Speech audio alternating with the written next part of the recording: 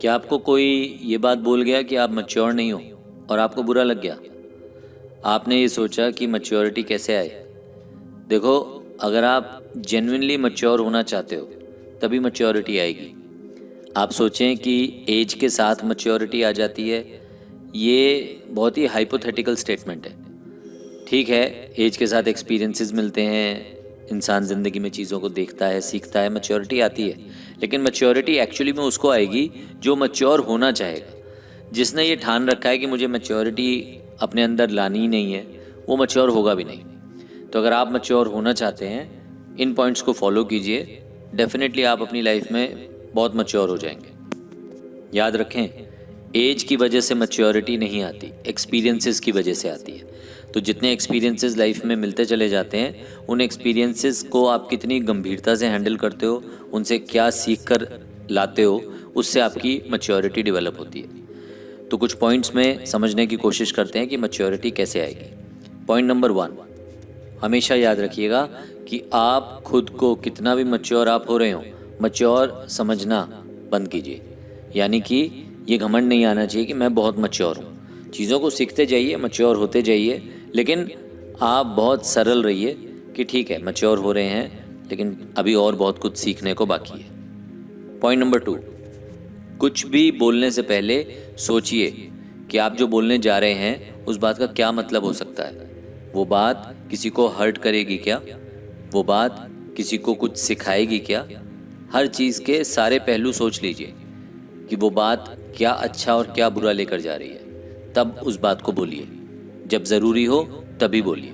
ईश्वर ने मुंह एक दिया है, कान दो दिए हैं, यानी कि बोलना कम है, सुनना ज़्यादा है। आपको मैच्योरिटी अपनी डिलीवर करनी है।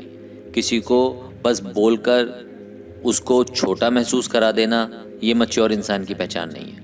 उसको समझाना है, किन शब्दों के साथ समझाना है, क्या बॉडी लैंग्वेज के साथ समझाना है, ये मैच्योरिटी किन छोटे छोटे एग्जाम्पल्स हैं। जो बोलना है बहुत केयरफुली बोलना है। सिर्फ धारा प्रवाह बोलना शुरू हो गए, शब्दों पर कोई कंट्रोल नहीं है, इस तरह से मैच्योरिटी डिलीवर नहीं की जा सकती।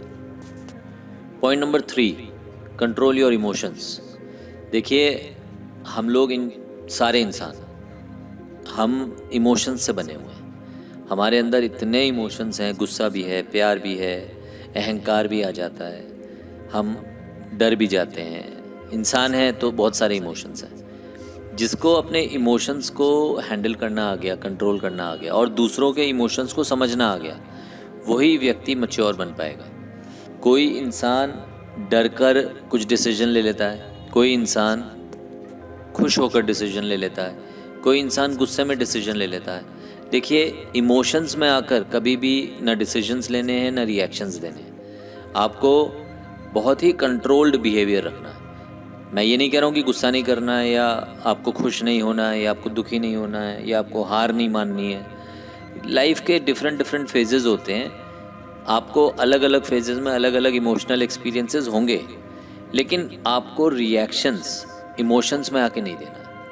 अगर ये चीज़ आपने डेवलप कर ली तो आपके इमोशंस कंट्रोल हो गए, आप में मैच्योरिटी आ गई। पॉइंट नंबर 4, बी काम एंड कंपोज्ड।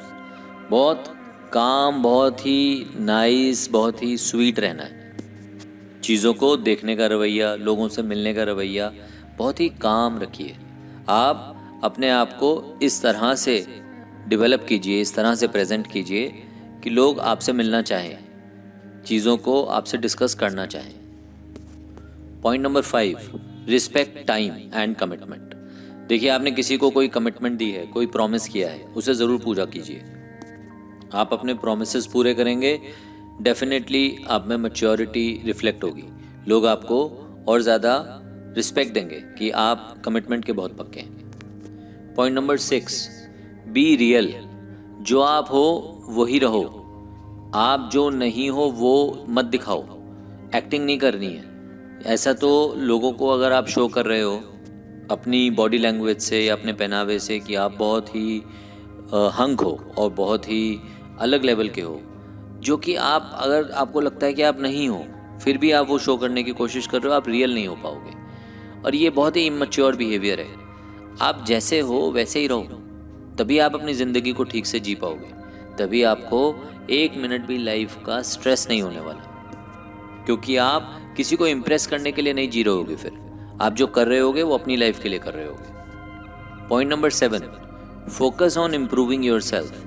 देखिए, आपका पूरा समय अपने माइंड के डेवलपमेंट के लिए, अपनी हेल्थ के डेवलपमेंट के लिए, अपने काम के डेवलपमेंट के लिए, प्रोफेशन के डेवलपमेंट के लिए सोचना, अपने रिलेशंस को डेवलप करना, इन चीज़ों पर आपका समय इन्वेस्ट होना चाहिए।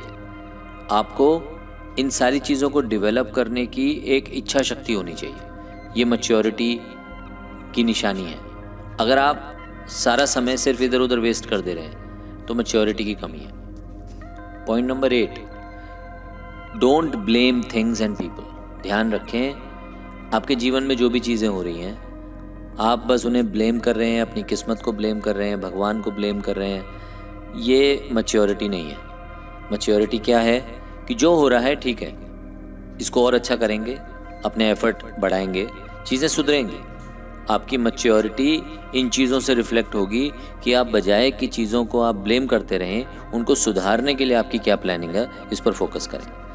ये सारे पॉइंट्स आप फॉलो कीजिए, देखिएगा आप पहले से ज़्यादा मैच्योर बिहेव कर पाएंगे और आपको सभी लोग और ज़्यादा गंभीरता के साथ आपसे मिलना शुरू करेंगे। इसी तरह के और वीडियोज़ के लिए हमारे चैनल को ज़रूर सब्सक्राइब करें। Thank you.